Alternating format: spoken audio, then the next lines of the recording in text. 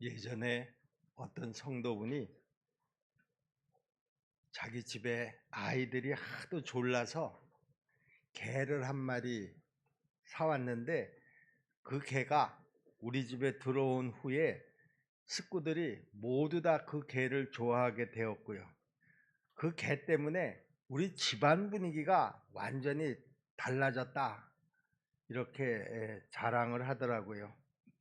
제가 그 말을 듣고 야, 개가 한 마리 집에 들어와도 이렇게 집안 분위기가 달라지고 삶이 이렇게 변하는구나 그런 생각을 했습니다. 그런데요, 왜 사람들이 예수 그리스도를 내 마음에 받아들였는데도 우리의 삶은 그대로일까? 한편으로는 답답함이 느껴지기도 했습니다. 개 한 마리가 집안에 들어와도 이렇게 집안 분위기가 달라지는데요. 인류 역사에 가장 영향력을 끼치고 수많은 사람들의 인생을 바꿔 놓았다고 하는 예수님께서 내 마음에 들어오셨는데도 왜 나는 아무런 변화도 일어나지 않는 것일까? 적지 않은 그리스도인들이 변하지 않는 자기 자신과 자기 가족들을 보면서 안타까워합니다. 예수가 내 인생에 들어오셨는데 내 삶이 변하지 않나요? 그렇다고 하면 뭔가 이유가 있지 않겠느냐라고 하는 것이죠. 교회 안에는 세 부류의 사람들이 있다고 합니다. 첫 번째 부류는요, 그냥 교회만 다니는 사람입니다. 꾸준히 교회는 출석을 하는데요, 이것은 그렇게 큰 의미는 없습니다. 예배도 재미없고 예배 때 그냥 잠만 쏟아집니다. 두 번째 부류는요, 예수를 만났다 이렇게 말만 하는 사람입니다. 그들은 예수를 믿는다고 생각하고 또 입으로 신앙 고백도 합니다. 성경 지식도 있는데 인격이나 삶에는 큰 변화가 없습니다. 세월이 지나도 그 삶의 모습에 별 차이가 없어서 왜 나는 이렇게 항상 똑같지? 라고 하는 질문을 스스로에게 합니다. 세 번째 부류는요, 예수를 믿어서 변하는 사람입니다. 이들은 이렇게 말합니다. 예수를 내가 만나지 않았다고 하면 지금 내 인생이 이렇게 되었을까? 이런 생각을 하면서 그 구원의 감격을 잊지 않습니다. 이들은 자기가 실제로 지금 변화하고 있음을 스스로 느낍니다. 지루하고 졸리던 예배가 어느 순간 다 사라져버리고요. 예배의 감격을 체험하고 그 삶이 달라집니다. 왜 이런 차이가 생길까? 그 이유는 자기 성찰의 차이, 즉 나 자신을 바르게 지금 거울에 비춰보고 있느냐 아니냐의 차이라는 것입니다. 영적 거울을 통해서 나 자신을 보면 내 자신의 죄와 나의 부족함이 다 드러날 텐데 다른 사람을 통해서 나 자신을 보니까 저 사람도 저런데 내가 이 정도면 괜찮지 않아? 하는 마음에 변화될 생각을 못하는 것입니다. 그래서 나 자신을 바르게 볼 수 있게 하는 예수가 필요하다라고 하는 것이죠. 오늘 본문에 나오는 고린도 교회는 지금 영적 질병에 걸려 있는 그런 상태였습니다. 교인끼리 파당을 짓고 서로 미워하고 서로 시기합니다. 교회 안에 부도덕한 일이 발생하고 영적 교만이 생겼습니다. 교리를 흔드는 이단 사상이 교회 안에 침투를 했습니다. 그 결과로 고린도 교인들은 바울의 사도적 권위까지 무시하고 부정을 하면서 저가 정말 사도일까? 적어도 사도라고 하면 예수님과 어느 일정한 기간 동안은 같이 생활을 해야 되지 않았을까? 그런데 저 바울이 언제 예수님과 같이 생활을 한 적이 있는가? 이런저런 의심을 하면서 그 사도직에 대해서 인정을 하려고 하지 않았습니다. 이런 상황에서 사도 바울은 고린도 교인들이 자기 자신의 사도직에 대해서 시험하기보다는 먼저 너희의 믿음을 시험해 보라, 이렇게 충고를 합니다. 5절 말씀이죠. 너희는 믿음 안에 있는가? 너희 자신을 시험하고 너희 자신을 확증하라, 이렇게 말씀합니다. 여기서 시험하고의 이 의미는요, 자신이 어떻게 그리스도인이 되었고 또 그로 인해서 내가 어떠한 삶의 변화를 경험했는지, 자신이 믿음 안에 있는지 계속해서 스스로를 시험해 보라 하는 말입니다. 바울은 우리에게 말합니다.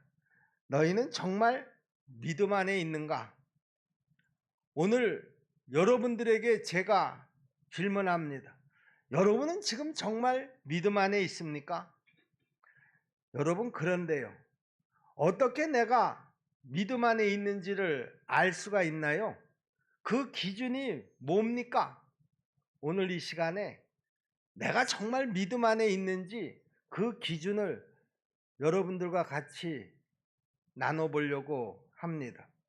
자, 내가 정말 예수 안에 있는가, 내가 예수를 믿는 믿음 안에 있는가를 알 수 있는 기준, 첫 번째입니다.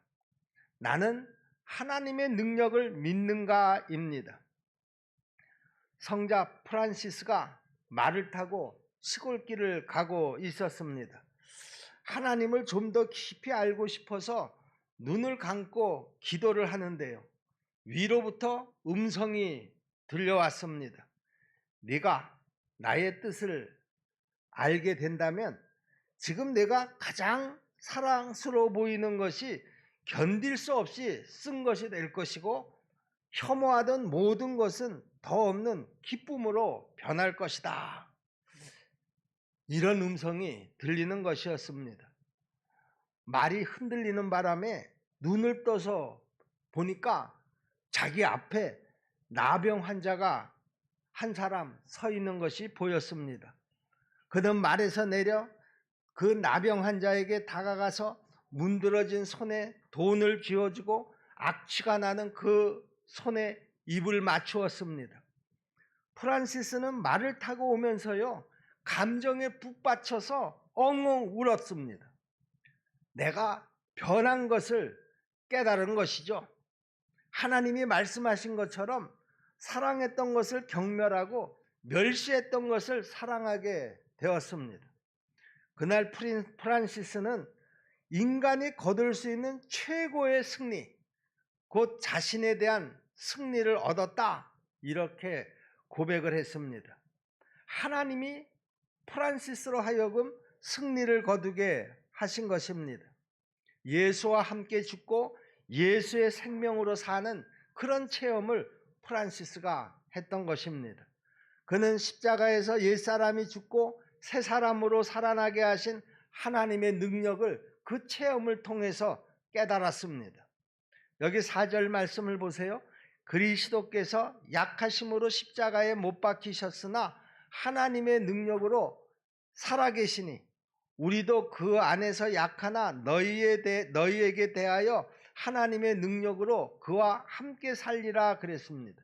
여기서 하나님의 능력으로는요, 그리스도께서 약한 모습으로 십자가에 못 박히셨지만 하나님의 능력으로 다시 살아나셨다라고 하는 그런 의미입니다.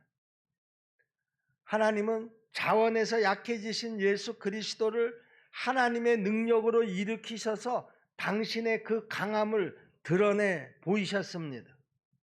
여러분, 이것이 바로 복음의 핵심인데요, 바울은 이 진리에 입각해서 주와 함께 살리라라고 하는 의지를 밝히고 있습니다. 바울은요, 자신의 약함을 통해서 하나님의 능력이 나타나기를 간절히 원했던 것입니다. 그리고 바울은 자신이 약하다고 무시하는 사람들에게 나는 하나님의 능력으로 강하게 되었다, 이렇게 선포를 합니다. 그리스도께서 십자가의 죽음을 통해서 부활의 영광에 이르셨던 것처럼요, 우리 역시도 하나님의 능력으로 약함에서 강함으로 세워지게 될 것을 여러분 꼭 믿으시기를 바랍니다. 약하게 보이는 십자가에서 하나님의 능력이 나타난다라고 하는 사실을 여러분이 꼭 믿으시라 하는 말입니다. 우리 십정동계 성도 여러분, 지금 나 자신이 하나님의 능력을 믿는 믿음 안에 있는가를 먼저 돌아볼 수 있기를 바랍니다. 둘째로요, 나에게는 확실한 증거가 있는가? 라고 하는 것입니다. 여러분, 무디 선생님을 잘 아시죠? 이 무디의 집에 한 청년이 찾아왔습니다. 평소에 무디를 존경하던 이 청년은 야, 우리 무디 선생님의 성경은 어떻게 생겼을까? 호기심이 생겨서요. 조심스럽게 무디 선생님에게 물었습니다. 선생님은 평생 성경 말씀대로 살아오셨던 당신의 성경에 무언가 좀 특별한 것이 있을 것 같습니다. 그 성경을 저한테 좀 보여주실 수 있으시겠습니까?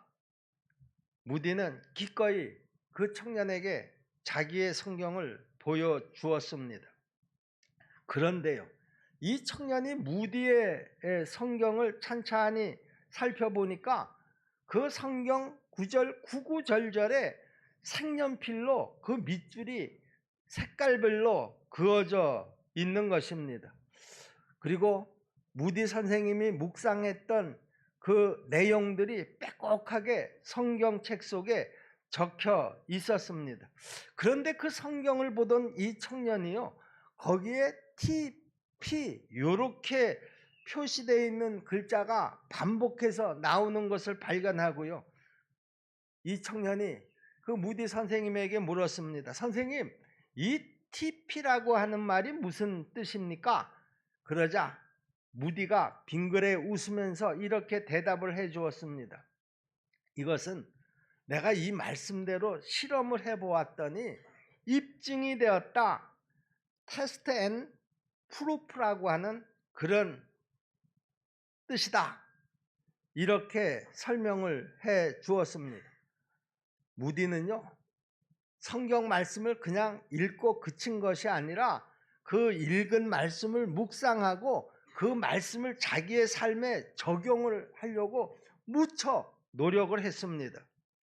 그리고 자신의 삶에서 그 말씀이 입증되고 확인된 그 구절들마다 거기에다가 TP, 입증되었다라고 하는 말을 기록해 두었습니다.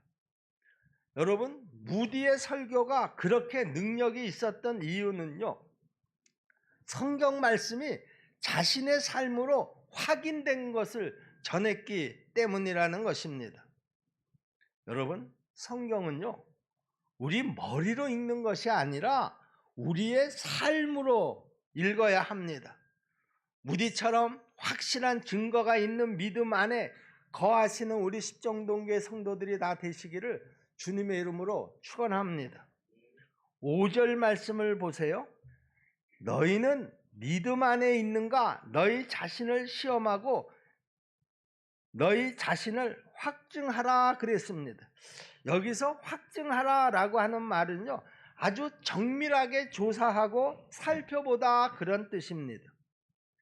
자신을 까다롭게 심사해서 내가 믿음의 사람인지를 확증하라는 말입니다. 그리스도인은 고난과 핍박 앞에 섰을 때 그 사람의 믿음의 진가가 드러나게 되어 있습니다. 유혹과 시련 앞에서 드러나는 믿음이 진짜 믿음이라는 것이죠. 그러므로 그리스도인의 믿음은 확증된 믿음이 있어야 합니다. 의심하는 믿음으로는 절대로 환난을 이길 수도 없고 핍박을 이겨낼 수도 없습니다. 원망과 불평에서 빠져나오지도 못합니다. 확증된 믿음만이 불가능한 상황을 가능하게 하는 줄로 믿으시기를 바랍니다. 어떤 일이 있어도 하나님이 하시는 일은 언제나 옳습니다. 하나님은 합력해서 선을 이루시는 분이십니다. 이 사건 속에, 이 환난 속에 반드시 하나님의 뜻이 있는 줄로 믿습니다. 우리에게 이런 확신이 있어야 한다, 그런 말입니다. 이런 확증된 믿음 안에 사시는 우리 성도들이 다 될 수 있기를 주님의 이름으로 축복합니다. 세 번째로는요, 나는 지금 예수님의 임재를 경험하고 있는가? 라고 하는 것입니다. 여러분 여러 번 들으셨겠지만은요, 로렌스 형제라고 불리는 니콜라스 에르망이라고 하는 사람은 정규 교육도 제대로 받지 못한 사람이었었는데요, 그가 수도원의 주방에서 일을 하게 되었습니다. 그는 수도원 주방 일을 통해서 언제나 하나님의 임재를 누렸는데요, 그가 쓴 하나님의 임재 연습이라고 하는 책에서 그리스도인이 신앙적으로 성숙하는 가장 쉬운 길은 하나님의 임재를 연습하는 것이다, 이렇게 말합니다. 그리고 어떻게 하면 하나님의 임재에 들어갈 수 있느냐라고 하는 질문에 또 이렇게 대답을 합니다. 내가 수도원에 들어갔을 때 하나님을 나의 생각과 나의 모든 느낌의 처음이자 마지막으로 간주를 했습니다. 예수 자체를 묵상함으로써 항상 내가 그분 안에 거하기를 작정했습니다.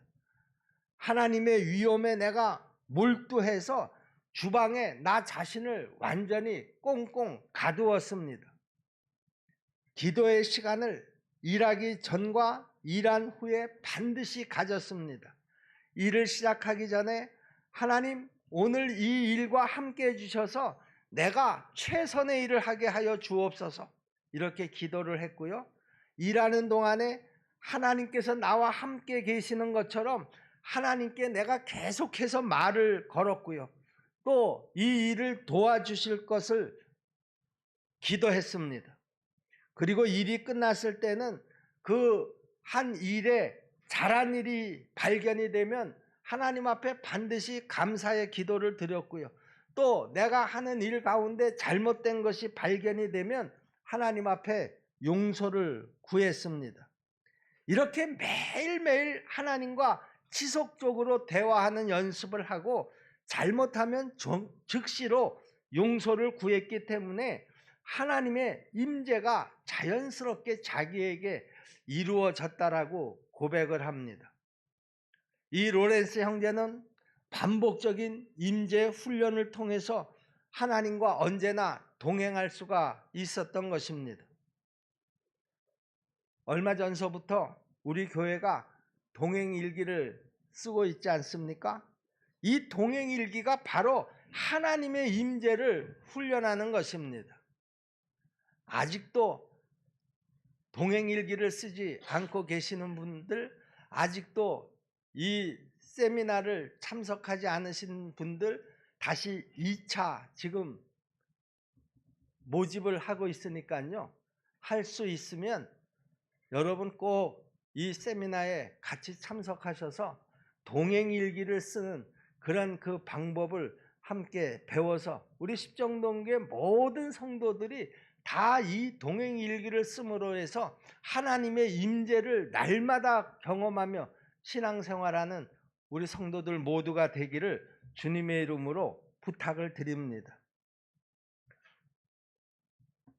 십정동교회 성도 여러분, 우리 그리스도인들은요, 예수가 언제나 내 안에 계신다라고 하는 이 임재의 확신을 가지고 신앙생활을 해야 한다, 그런 말입니다. 여기 오늘 본문 5절 후반부 말씀인데요, 예수 그리스도께서 너희 안에 계신 줄을 너희가 스스로 알지 못하느냐? 그렇지 않으면 너희는 버림받은 자니라 그랬습니다. 여기에서 너희 안에 계신 줄이라는 말은요, 예수 그리스도와 교제 가운데 있다, 그런 의미입니다. 바울은 고린도 교인들이 예수 그리스도께서 자신 안에 계신다라고 하는 사실을 인정하고요, 또 알아야 한다라고 하는 사실을 의문문을 사용해서 강조하고 또 강조하는 것입니다. 여러분, 우리 믿는 사람들은요, 자기 자신 안에 예수로 가득 채워져야 합니다. 예수가 내 안에 계시지 않으면 하나님께 버리운 자다, 이렇게 사도 바울은 지금 선언을 하고 있습니다. 우리가 예수 안에 있어야 그리스도인은 능력 있는 존재가 되는 줄로 믿습니다. 그리스도 안에 있어야 환난을 이깁니다. 마귀를 이깁니다. 질병을 이깁니다. 그러므로 주 안에 거하는 믿음들이 다 되시기를 주님의 이름으로 부탁을 드립니다. 여러분, 철학자 키에르케고르라는 사람을 아시죠? 이 키에르케고르는 철학자이면서도요, 신학자였습니다. 그가 자기 어린 시절을 이렇게 떠올리면서 이런 말을 했습니다. 어느 날 자기가 아버지하고 강가에 갔다, 그렇게 말합니다. 그리고 아버지에게 자기가 지금 수영을 아주 잘 한다라고 하는 것을 증명해 보이기 위해서 스스로 강에 들어가서 팔을 막 수영하는 것처럼 저으면서, 아버지, 저 좀 보세요. 제가 수영을 아주 잘합니다. 이렇게 외쳤습니다. 자기가 수영을 아주 잘한다라고 하는 것을 아버지에게 자랑해 보이려고 그런 것이죠. 그런데요, 그의 뒤에 고백을 들어보면은요, 키에르케고르가 사실은 그 강물에 들어가서 수영을 한 것이 아니라 발은 바닥에다가 딛고 헤엄치는 것처럼 흉내만 낸 것이었다, 이렇게 나중에 고백을 했습니다. 그러면서 그는 이렇게 그때 경험을 이야기합니다. 키에르케고르는요, 우리가 예수를 믿는다고, 나는 믿음이 있다고 말은 하지만 한 발로 땅을 딛고 물에 떠 있는 척하고 있는 사람들은 아닌가? 이렇게 우리 그리스도인들에게 묻고 있습니다. 키에르케고르가 수영도 할 줄 모르면서 아버지에게 헤엄치는 것처럼 보이려고 했듯이 믿음이 있다고 말하고 믿음이 있는 것처럼 행동하지만 실상은 믿음 없이 사는 모습은 아닌가 하는 말이죠. 키에르케고르는 이런 믿음을 시험되지 않은 믿음이다, 이렇게 말합니다. 자, 그런데요, 여러분, 내 믿음은 지금 어떤 믿음입니까? 유혹이 닥쳐왔을 때, 어려움을 당할 때, 시험이 다가올 때, 고난이 올 때, 여러분들은 이 여러 가지 시험을 다 거친 확증된 믿음이냐, 그런 말입니다. 여러분, 우리가 예수에 대한 관심만 가지고서는요, 변화되지 않습니다. 예수에 대한 관심을 넘어서서 나 자신을 진정으로 성찰할 때 우리는 비로소 예수를 만날 수 있는 것입니다. 그러므로 무엇보다 오늘 이 시간 나 자신의 믿음을 다시 한번 진지하게 살펴보는 시간이 되시기를 바랍니다. 하나님은 믿음으로 생각하고 믿음으로 말하고 믿음으로 행동하는 그런 그리스도인들을 원하십니다. 말씀을 마치겠습니다. 이 시간 나 자신에게 나는 지금 정말 믿음 안에 있는가? 한번 스스로 질문해 보시기를 바랍니다. 그리하여서 약함을 강하게 하시는 하나님의 능력을 믿는 그 믿음 안에 거하시는 성도들이 다 되시기를 간절히 바랍니다. 또 확실한 증거가 있는 그런 믿음 안에 거하게 되기를 간절히 바랍니다. 그리고 예수가 내 안에 계심을 확신하는 믿음 안에 살아가는 복된 성도들이 다 되시기를, 그래서 주님의 임재를 시간 경험하면서 살아가시는 우리 십정동교회 성도들이 다 되시기를 우리 주님의 이름으로 다시 한번 축복합니다. 기도하겠습니다. 우리의 마음의 중심을 보시는 아버지 하나님, 오늘 우리에게 예민한 영성을 주셔서 오늘 주신 말씀이 내 믿음을 비추게 하시고 지금 나는 믿음 안에 있는가를 다시 한번 확인하게 도와 주옵소서. 그 믿음이 나의 삶을 변화시켜 주옵시고 십자가의 능력을 체험하고 그 능력이 내 삶을 통해서 드러나게 하시고 그 삶을 증거하며 살아가게 도와 주옵소서. 날마다 예수님이 내 안에 임재하심을 경험하게 하시고 그 경험을 부단히 훈련하게 도와 주옵소서. 그리하여서 믿음으로 생각하고 믿음으로 말하고 믿음으로 동행하는 하나님이 기뻐하시는 성도들로 살아가게 도와 주시옵소서. 예수님의 이름으로 믿고 기도하옵나이다. 아멘.